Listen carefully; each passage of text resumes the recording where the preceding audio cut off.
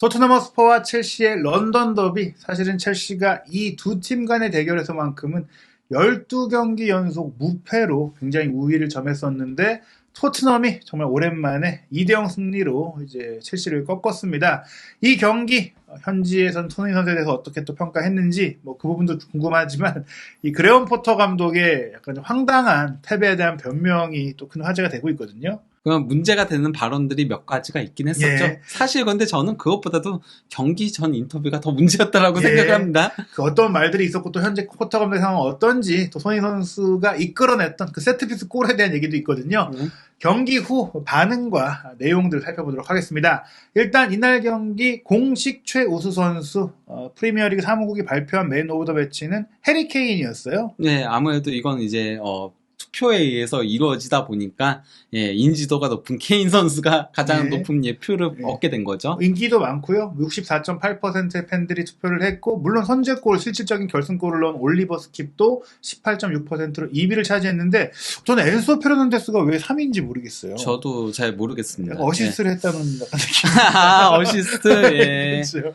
스킵의 골을 좀 도와줬는데요. 엔소가 그 장면 제외하고는 그래도 괜찮은 장면들도 있긴 했었거든요. 하지만 그 장면이 너무 어떤 의미에서는 경기의 승부처가 됐었기 때문에 저는 엔소는 상위권에 올라오면 안 된다라고 생각하긴 합니다. 그리고 이제 최근에 꾸준한 활약을 통해서 에메르송 로얄이 이제 사실은 영국 팬들에게 굉장히 미움을 받았던 선수였는데 4.2%의 표를 받은 것 자체가 이 선수에 대한 이제 인기가 높아지고 있구나 이런 것들을 느낄 수 있었고요. 뭐 그 밑은 그렇게 의미 있는 퍼센티지가 아니어가지고요.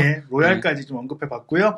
일단 해리 케인 선수가 정말 대기록을 세웠습니다. 이날 득점이 올 시즌 20호 골이었는데 이 20호 골을 무려 9시즌 연속으로 9년 연속으로 달성을 했다. 공식 대회에서 그렇게 기록을 한 거고요. 레반도프스키와 이제 케인만 현재 그렇게 하고 있는 건 거죠. 지난 시즌에 리오넬 메시가 파리 생제르맹에 가서 득점을 많이 올리지 못했던 부분, 그리고 이제 호날두 선수가 올 시즌에 또 유럽 경력을 이제 마무리하면서 이루지 못하게 되면서 이제 레반도프스키와 케인만 남게 된 부분인데요.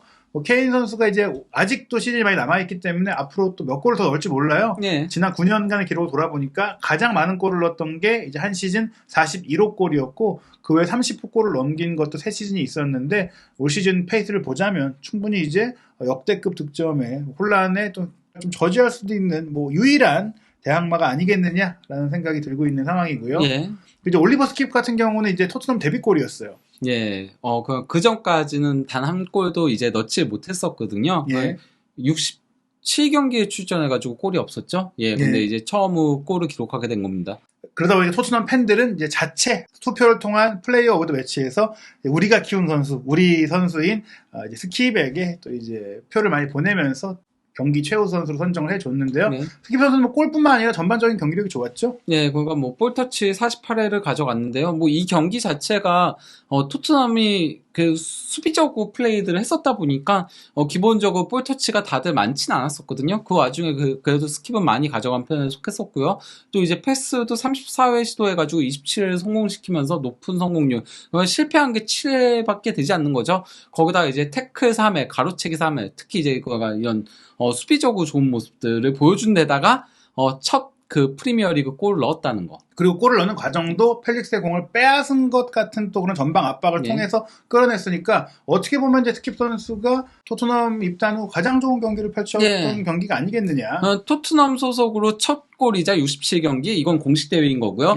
프로 통산 2호 골이라고 되어 있는데요. 그 1호 골은 이제 노리치에서 챔피언십에서 이제 기록을 했던 거거든요. 그렇죠. 그러다 보니까 이제 프리미어 리그에서도 이번이 데뷔골이 되는 거죠. 게다가 이제 벤탄쿠르 선수가 시즌 아웃을 넘어서 다음 시즌 초반까지도 뛸 수 없다라는 비보가 전해진 가운데 9개월 아웃이 떴죠. 스킵 선수가 또 토트넘에서 꽤 기대하고 키웠던 유망주로서 이날 경기에 보여준 퍼포먼스는 분명히 앞으로를 좀 기대할 수 있는 그런 부분이었다고 할 수 있겠는데요. 그래서 이제 스텔리니 감독도 경기 끝나고 기자회견에서 그런 얘기를 했었죠. 스킵이 지난 시즌에는 큰 부상으로 굉장히 힘들어했지만은 최근에 이제 많이 올라오면서 좋은 모습을 보여주고 있다라고 칭찬했습니다. 어떻게 보면 스킵 개인에 있어서는 벤탄쿠르가 부상을 당하면서 생긴 기회가 또 본인이 경기를 뛰면서 감각도 끌어올리고 자신감을 좀 찾을 수 있는, 사실 선수가 실전 경기를 뛰어야만 또 이런 것들을 좀 얻을 수 있잖아요. 확실히 스텔리니 감독이 그런 것들을 잘하는 것 같아요. 히샬리송도 이번 경기가 이전 경기들보다 훨씬 나았었거든요. 그렇죠. 물론 확실히 이 선수가 세밀함은 떨어져요. 그래서 패스 성공률이라든가 슈팅 정확도라든가 이런 것들은 떨어지는데 그래도 계속 부딪혀주고 또 이전보다는 그래도 센스 있는 패스들이 나갔어요. 그렇기 때문에 스텔리니 감독은 조금 로테이션을 잘 가져가고 과감하게 가져간다. 사실 콘테 감독이었다면 이번 경기 손흥민 선수가 선발로 나왔을 거라고 저는 생각을 하거든요. 하지만 물론 국내 팬들 입장에서 손흥민 선수를 또 보고 싶은 부분이 있겠지만 또 손흥민 선수가 이 경기만 전부는 아니니까 또 앞으로 이어질 경기들에 더 좋은 컨디션을 뛸 수 있게 좀 해주는 부분이 아닐까. 거기다가 팀 성적이 따라줘야죠. 그렇죠. 챔피언스리그 진출권은 획득을 해야죠, 무조건. 그렇기 때문에 현재 토트넘은 긍정적이다. 반대로 이 스킵이 정말 잘했는데 첼시는 엄청난 돈을 투자한 이 엔소 페르난데스가 좀 실망스러운 경기를 했어요. 그러니까 실점 장면에서의 실수가 좀 컸던 거였죠. 그러니까 케파 골키퍼가 잡을 수 있었는데 본인이 괜히 그걸 가로채가지고 갔다가 클리어링을 한 게 이제 스킵한테 가로채기를 당하면서 그러면서 실점을 한 거기 때문인 거거든요. 그러면서 영국 현지 팬들이 지금 격렬한 조금 이제 비판을 쏟아낸 것을 영국의 대중지인 더선이 소개했는데 엔소 지금 뭐 하고 있는 거야? 그리고 이 골 엔소가 어시스트한 거 아니야? 그러면서 첼시에 입단한 이후 제대로 불 붙었나 보네. 이게 좀 약간 비꼬면서 얘기하는 거거든요. 그리고 좀 충격적인 얘기가 있습니다.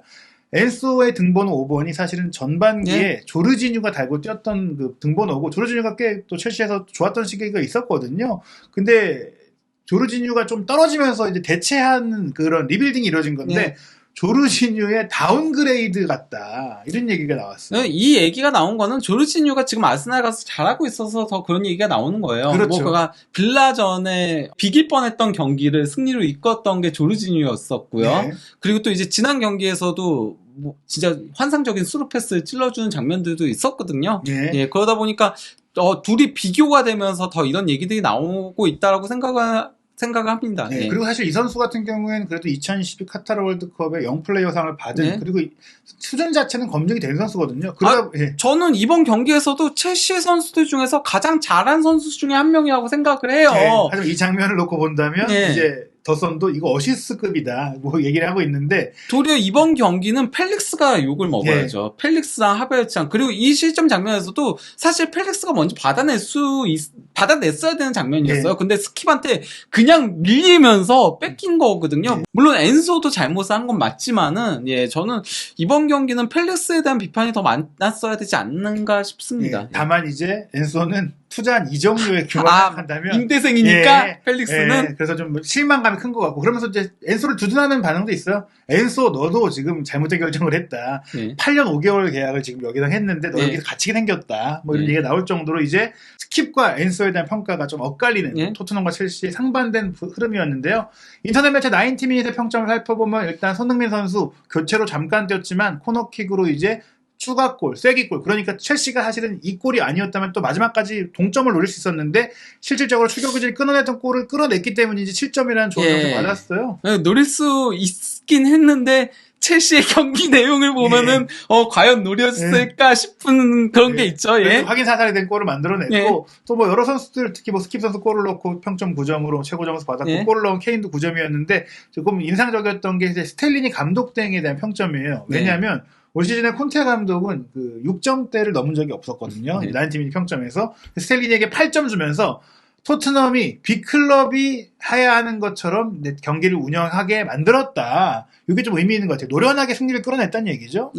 근데 빅클럽식의 운영을 이 경기는 하지 않았다라고 생각해요. 이전 경기들은 약간 좀 그런 운영들을 했잖아요. 그래서 저희가 이제 호평을 했잖아요. 하지만 이 경기는 약간 수비 쪽에 조금 포커싱을 맞춘, 약간 조금 콘테 감독이 가져가는 접근법처럼 나오긴 했었거든요. 근데 그거는 이제 첼시가 아무래도 승리가 다급하다 보니까 그렇게 좀 접근법을 가져갔던 것 같은데 첼시가 공격적으로 안 와가지고 이게 조금 그랬던 것도 있다고 보고, 거기다가 그래도 확실하게 그 콘테 감독 때보다는 좌우 밸런스가 잘 맞는다. 이런 것들은 저희가 이제 분석 영상에서 얘기 드렸잖아요. 네, 그리고 실제로 이제 다이어의 전진을 또 한번 사용하기도 했고, 예. 또 이제 스킵이 결국에는 상대 지역에서 공을 끊어내면서 골을 넣은 것 같은 걸 봤을 때는 이전보다는 좀 적극적인 축구를 했다. 그리고 에멜송이 또 미드피더로 인버티드로 이렇게 들어오는 장면들이 이번 경기에도 계속 있었죠. 네, 예. 결국엔 스텔리니의 색깔이 묻어난 승리였다라는 그 평가들이 나오고 있는데, 뭐 이게 기록적으로 너무 대단하니까 스텔리니 감독 대행이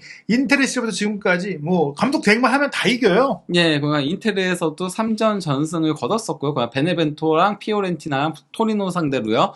그리고 또 이제 토트넘에서도 마르세유, 맨체스터 시티, 웨스트햄, 첼시를 상대로 연달아서 승리를 거두고 있는 거죠. 거기다가 실점도 1실점밖에 없습니다. 예, 이게 한두 경기면 뭐 우연이고 농담으로 얘기할 수 있겠지만 요 정도 데이터가 쌓이면 7경기 정도 쌓이면 이건 좀 신뢰가 가고 뭐 사실 뭐 원래 애초에 감독이 있으니까 콘테 감독과 연락도 하고 당연히 의견도 주고 받겠지만 실질적으로 경기장 안에서 경기를 운영해야 되는 건 스텔리니 감독이거든요. 그리고 후반전에 더 빛을 발한다는 부분들 이런 것들은 경기 중에 변화를 가져가는 거기 때문에 예, 저는 뭐 이런 부분들은 스텔리니 감독의 그게 더 많이 들어가지 않았을까. 그러니까 경기 전에 이제 플랜 짜는 거는 같이 통화하면서 하더라도. 그렇죠. 예, 그래서 저는 스텔리니 감독이 그래도 상당한 능력을 보여주고 있다고 생각을 하고요. 저기 근데 언비터블은 조금 이해할 수 없네요. 네. 언비터블이 아니잖아요. 네. 전부 다 승리를 하고 그렇죠. 있는 건데. 예. 네. 퍼펙트라고 해야 될 것 같고. 예. 스텔리니 감독 체제가 계속 이어졌으면 하는 많은 팬들의 바람이 있는데 그래도 스텔리니 감독이 경기 후 인터뷰에서 이제 콘테 감독이 돌아올 거라고 얘기했어요. 예. 지난번 인터뷰 때는 첼시전까지 솔직히 어렵다, 못 돌아온다 이렇게 얘기했었기 때문에 아마 교감을 했던 것 같거든요. 그리고 그 얘기도 했었죠.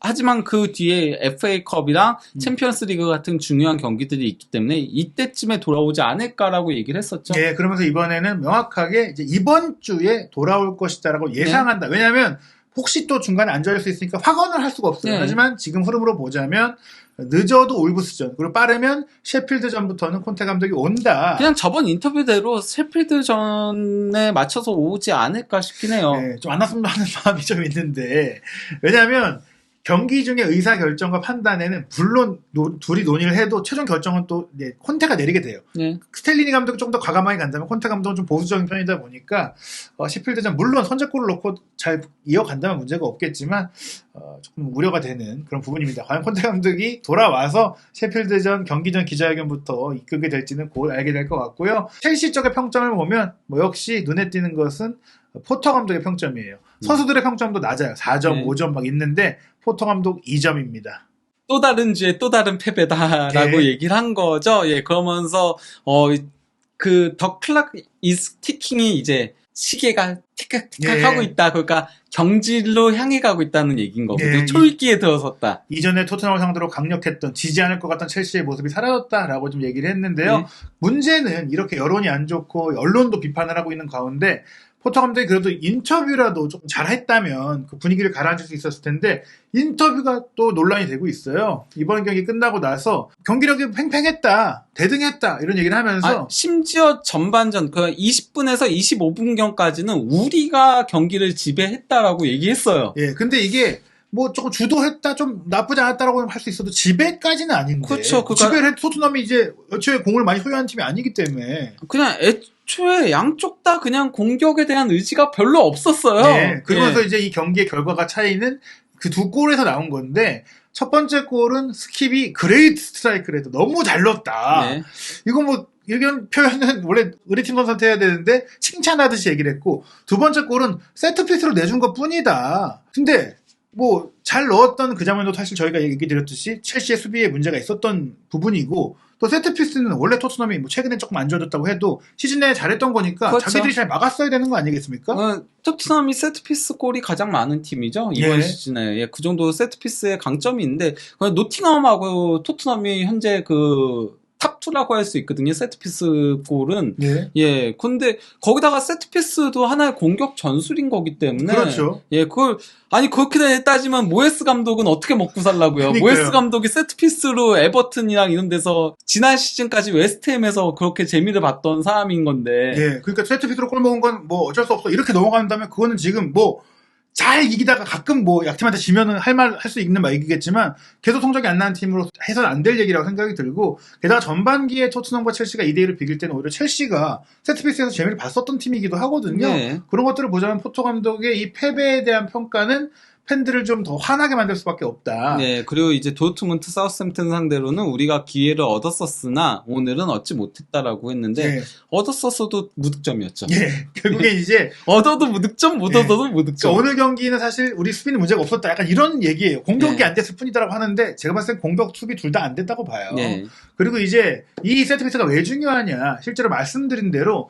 손흥민 선수가 79분에 들어가서 뛴 시간이 얼마 안 돼요. 그런 경우에는 사실 평점이 거의 안 나오거나 평점이 없는 경우들도 많고 논평도 없는데 풋볼 런던에서 손흥민 선수한테 7점 줬고 또 댄킬 패트릭이 있는 것으로 유명한 이브닝 스탠다드도 손흥민 선수한테 7점을 줬어요. 이유는 네. 뭐냐? 코너킥을 너무 잘 찼기 때문이다. 네. 풋볼 런던에서는 퍼펙트 코너라고 얘기했어요. 그것도 들어가자마자 1분 만에 이제 뭐 시간은 뭐 보기에 따라 다르게 차이가 있으니까 이거 거의 네. 표현이죠. 네. 곧바로 오니까. 그리고 이브닝 스탠다드도 이제 임포턴트 까메오 역할을 했다. 네. 들어가서 좋은 역할을 했다. 즉 이런 세트피스 능력도 굉장히 중요하고 또 무기라는 거예요. 네. 그런 것들을 결코 무시해서는 안 된다. 네.